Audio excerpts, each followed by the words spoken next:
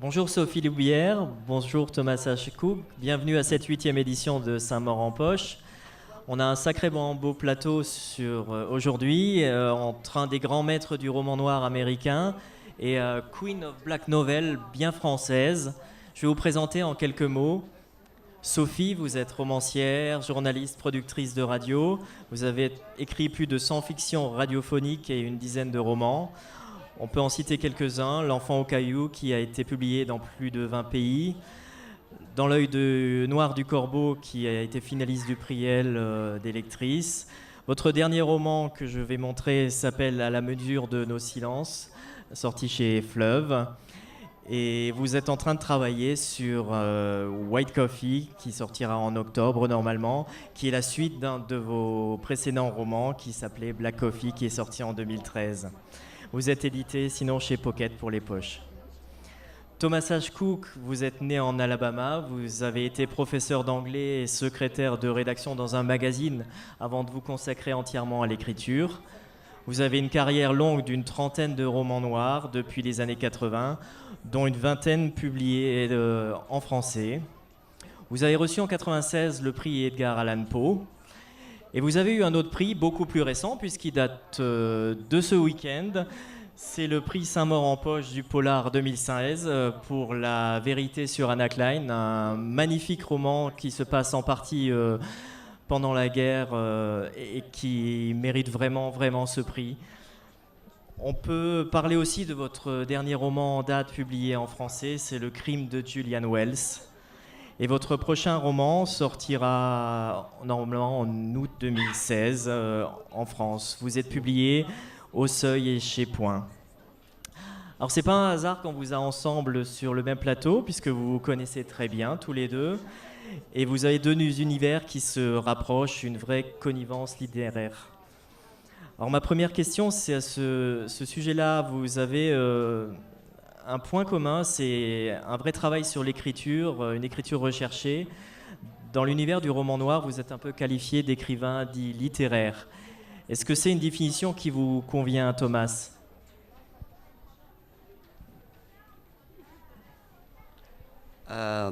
When I wrote my first novel, I didn't have any idea that it was a police novel. It was a novel about a man who pursues a very difficult work, but maintains his humanity. But it got nominated for a mystery prize, and so after that, I was a mystery writer. En fait, lorsque j'ai écrit mon premier roman, j'avais aucune idée que j'étais en train d'écrire du noir. J'avais choisi un personnage qui travaillait dur à essayer de résoudre quelque chose tout en restant humain. Mais j'ai reçu un prix du polar et à partir de ce moment-là, j'ai été étiquetée polar. I had actually never read a mystery before I wrote that book. When I look at it now, though, it's a little police procedural. So for a long time, I thought I invented the polar. Alors avant, je m'étais pas tellement intéressée au mystère ou enfin au noir en particulier, mais c'est vrai que je parle beaucoup de police et de procédures judiciaires, donc pendant très longtemps, j'ai cru que j'avais effectivement inventé ce genre. But the main issue for me was after that, because I simply considered it a novel and not a genre novel. After that, I considered always trying to bring to the genre everything that I loved about literature, which was sense of place, strong character, that the book be actually about something, and that it develop organically through the characters rather than just dropping clues and clues and clues, which I wasn't really very good at anyway. Et en fait, au départ, quand j'écrivais, je voulais simplement écrire un roman. Je n'avais pas dans l'idée d'écrire dans un genre spécifique. Donc après qu'on m'ait placé dans cette catégorie du noir, j'ai choisi d'ajouter à mes romans tout ce qui me plaisait dans la littérature, à savoir un sens du contexte, des personnages très forts. Et je voulais vraiment développer tous ces aspects de façon organique, plutôt que de jeter des indices ici ou là. Je voulais vraiment avoir un sens très profond de ces aspects-là. Sophie, à ce sujet-là. Il y a une similitude entre le parcours de Thomas Sedgwick et le mien, c'est que tous les deux, on ne se destinait pas spécialement à la littérature policière. Mais il se trouve que le premier roman que j'ai écrit est un pulp. Donc évidemment, l'étiquette, comme en France on aime en mettre sur les gens, a été polardeuse. Et j'étais ravie de cette étiquette parce que depuis mon enfance, je me suis nourrie de beaucoup de littérature policière, que ce soit Agatha Christie, que ce soit Maurice Leblanc, puis un peu plus tard d'Achille Lamette, qui a été pour moi un grand maître. Mais j'ai aussi beaucoup navigué dans les eaux classiques. Je viens des lettres modernes, donc Stendhal, Proust, Maupassant ont une grande influence sur mon écriture. Et je suis aussi quelqu'un qui aime beaucoup la musique, et la musique des mots, et la poésie. Et certainement le plus musical de tous mes romans, et, à contrario, à la mesure de nos silences. Alors, mon sentiment de lecteur, c'est que vous avez vraiment une approche similaire dans un certain nombre de thématiques. On retrouve la culpabilité, le passé qui hante le présent, la transmission et plein d'autres. Vous allez nous en parler. Est-ce que vous ressentez vraiment ces points communs, Sophie, entre vos deux univers ? Intensément. Je vais vous raconter comment j'ai découvert Tom. C'était au Festival de littérature de Toulouse. Il y avait un petit monsieur très sage, assis dans un coin, qui ressemblait vaguement à Richard Attenborough ou John Williams, le compositeur de Star Wars. Et je suis allée regarder ses ouvrages. Et je vois un folio que je trouve très beau, qui m'évoque la couverture idéale que j'aurais aimé avoir pour Black Coffee, c'est-à-dire une maison délabrée avec un ciel d'orage. Ça s'appelait Les ombres du passé, Into the Web. J'ai commencé ce livre vers 5 heures, je l'ai fini dans la nuit, et le lendemain, j'étais totalement folle de Thomas Sedgwick. J'ai acheté tous ses livres, je l'ai lu en anglais, et j'ai compris que c'était quelque chose d'unique dans ma vie, cette rencontre. Je sais pas, c'est comme si on était connectés, mais depuis très longtemps, dans les thématiques qu'on traite, le regard qu'on a sur les gens, mais surtout ce que les personnages de Thomas peuvent ressentir, les miens le ressentent aussi. Une espèce d'hypertrophie de la fibre du cœur et de la culpabilité. Ils sont toujours hantés par ce qu'ils n'ont pas fait ou ce qu'ils n'ont pas empêché. Et sans doute que dans nos parcours personnels, on a vécu des choses qui nous ont amenés à forger chez nos personnages cette propension à l'empathie et à la résilience. Donc ils sont toujours très nobles, ils sont souvent assez cultivés, sans doute parce que les parents de Tom lui ont aussi permis d'acquérir cette grande culture littéraire, et pour moi c'est la même chose. Et en même temps, ils sont très humains, et ils ont parfois des attitudes de gamins, des réactions un peu primaires. Et tout ça fait que ça donne un réalisme très fort et en même temps beaucoup de poésie à nos ouvrages. Il y a aussi des thématiques très fortes comme la maladie mentale, et qui est sans doute un point aussi commun que nous avons dans nos expériences de vie, et le rôle du père et du fils. Donc ça, c'est vraiment récurrent dans mon œuvre, la transmission, le manque de père, ou le père pas là, ou qui n'aime pas le fils et qui aime un autre enfant, donc l'affection déplacée. Voilà, toutes ces thématiques sont dans mes romans, sont dans ma vie, ils sont dans l'œuvre de Tom. Et voilà, quand on a la chance de rencontrer quelqu'un qui nous montre le chemin, en nous disant « Sophie, moi, dans mon pays, là-bas, j'écris aussi des livres qui vont vers ça », ça m'a libérée, parce que quand je regarde les romans de mes collègues romanciers français dans le polar, ils sont beaucoup dans le social, dans le polar social, beaucoup dans des choses très noires. On ne se relève pas souvent de certains romans, alors que pour moi, il faut que ça aille toujours vers la lumière. Et que la phrase, la musique des mots, pour moi, est primordiale. Donc je vais passer 3 semaines sur une phrase, ça, voilà. Et avant, je me disais, mais t'es nul, pourquoi tu fais ça? Tes lecteurs vont pas le voir, ils s'en fichent, c'est l'histoire qui les intéresse. Et Thomas me dit le contraire, il me dit, Sophie, oui, vas-y, continue, je t'encourage. Et nous échangeons souvent. Je lui écris en français, il me répond en anglais. Et voilà, je sais que cette musique-là, celle de mes mots, il l'aime. Et tant qu'il l'aimera, je me fatiguerai à écrire pendant 3 semaines une phrase.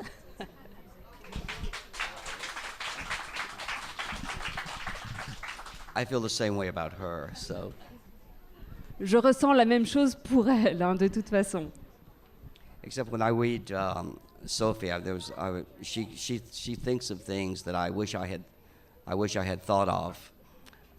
There's a beautiful scene in Stone Boy, I've mentioned it to you, where a character simply looks at a poster, and from that poster really is able to make a comment about all of society just from that poster because of the feeling and the insight of that character. And I really admired that touch and wish I had thought of it myself.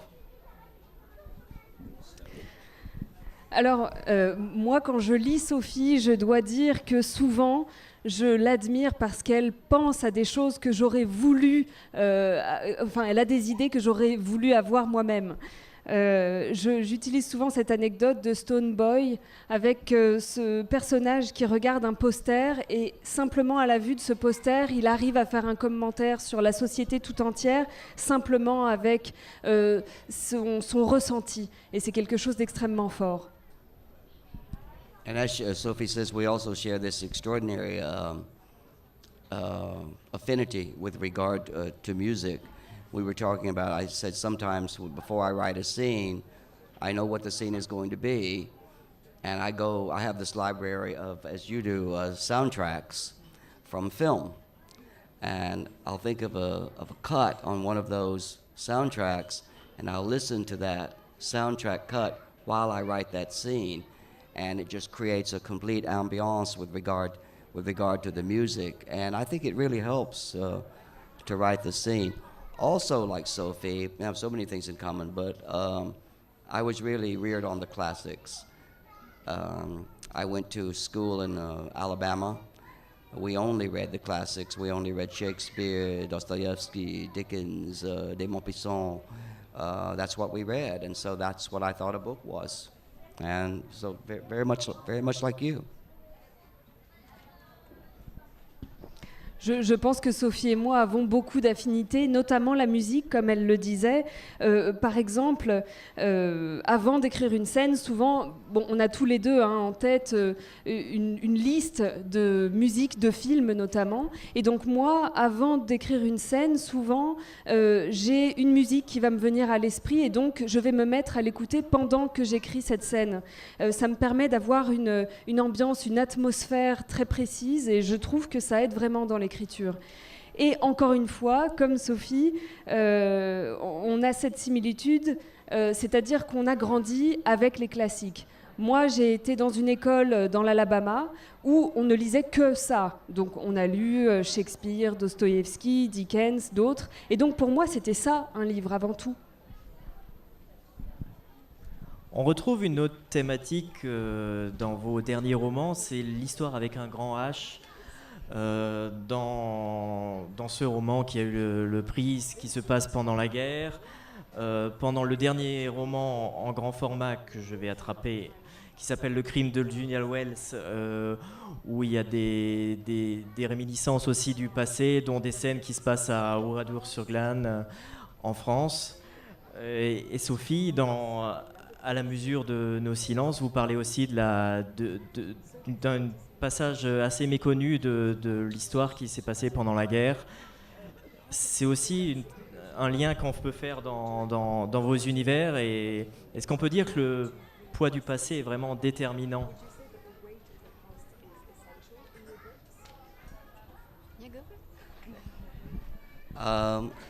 Yes, I think both in the terms of the historic past, as we're talking about in your book, The Measure of Our Silence, and then in Julian Wells and as well in Anna Klein, history is very much a part of it.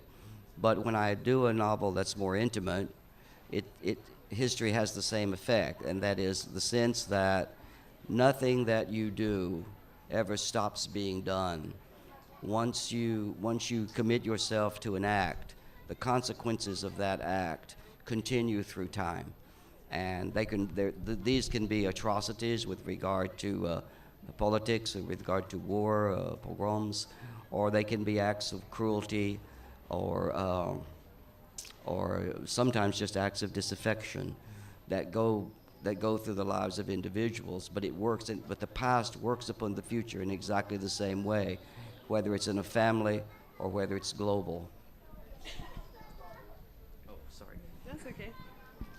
Effectivement, l'histoire avec un grand H est présente dans les livres que vous avez cités, mais je dirais qu'il en va de même lorsque j'écris un roman plus intime. Autrement dit, rien de ce que l'on fait ne s'arrête jamais. Tous les actes que l'on choisit de commettre ont des conséquences dans le temps. Alors il peut s'agir d'atrocités politiques, de guerre, de cruauté, de tout ce qui peut se passer dans la vie d'un personnage. Mais tout ce qui est effectué dans le passé a un impact sur l'avenir, qu'il s'agisse d'une histoire familiale ou qu'il s'agisse d'un acte beaucoup plus global. Oui, tout à fait. C'est clair, notamment quand à la mesure de nos silences. C'est un livre que j'ai mis 5 ans à aboutir parce que il y avait une histoire très très lourde dans ce roman qui est une révolte de jeunes soldats SS à Villefranche-de-Rouergue. Alors déjà que des soldats SS se soient révoltés, c'est presque inimaginable de penser que ça s'est passé et qu'on ne l'ait pas su. Mais quand on apprend l'origine et la religion de ces jeunes soldats, on est soufflé, puisqu'on fait le lien avec ce qui se passe en ce moment, puisque c'était des jeunes soldats musulmans. Donc des musulmans dans la SS, ça évidemment très peu de gens le savent. Travailler 5 ans sur ce sujet, c'était aussi une façon de... Il n'y avait pas encore eu l'attentat chez Charlie, hein. Le livre est paru le lendemain des attentats. Donc je me suis dit qu'il y avait une forme très symbolique dans cet ouvrage. Et en même temps, je me suis beaucoup projetée dans ce livre au travers du personnage principal, François, qui a 82 ans. Et une amie à moi qui me suit depuis des années m'a dit « Sophie, c'est pas la peine de te cacher derrière un vieux bonhomme de 82 ans, je t'ai reconnue ». Pourquoi ? Parce que, sans doute, comme François, j'ai hérité de beaucoup de secrets de famille. Je porte en moi la culpabilité du survivant. Et c'est très dur. C'est très dur, en même temps, c'est merveilleux. C'est très dur parce qu'on ne guérit jamais de la perte d'un être cher, de cette culpabilité d'avoir survécu. Mais en même temps, c'est très beau parce qu'on vit 2 fois tout. On est 2 fois plus ambitieux, on doit réussir 2 fois plus que les autres, on doit écrire 2 fois mieux, avoir des enfants 2 fois plus. Enfin voilà, donc c'est épuisant, mais c'est merveilleux et c'est une charge. Et François, dans le roman, lui, il a oublié de transmettre. Et il faut qu'il le fasse. À un moment, faut déposer. Il faut offrir à nos enfants, petits-enfants, parfois des images très dures, violentes, qu'on a vécues. Parce que si on ne les dit pas, les enfants, eux, les ont reçus inconsciemment. Ça a été transmis de génération en génération. Donc c'est un roman sur l'amour, sur les transgénérationnels et aussi sur la barbarie. Et ça, ce sont des grands thèmes qu'on va retrouver dans les ouvrages de Thomas Sedgwick, avec ce lyrisme, ce côté pointilleux. C'est un véritable historien. Tom, dans ses ouvrages, il y a tout le temps des références et littéraires et historiques. Et là, je l'admire parce qu'il parcourt le monde, il va dans des endroits terrifiants. En général, il aime visiter les lieux où les gens sont morts et se sont massacrés. Moi, j'ai fait la route 66, c'est plus fun. Mais voilà, j'admire aussi cette capacité qu'il a. C'est un véritable anthropologue et ça se ressent dans ses ouvrages. Merci beaucoup Sophie Loubière, merci beaucoup Thomas H. Cook, merci pour ce magnifique échange.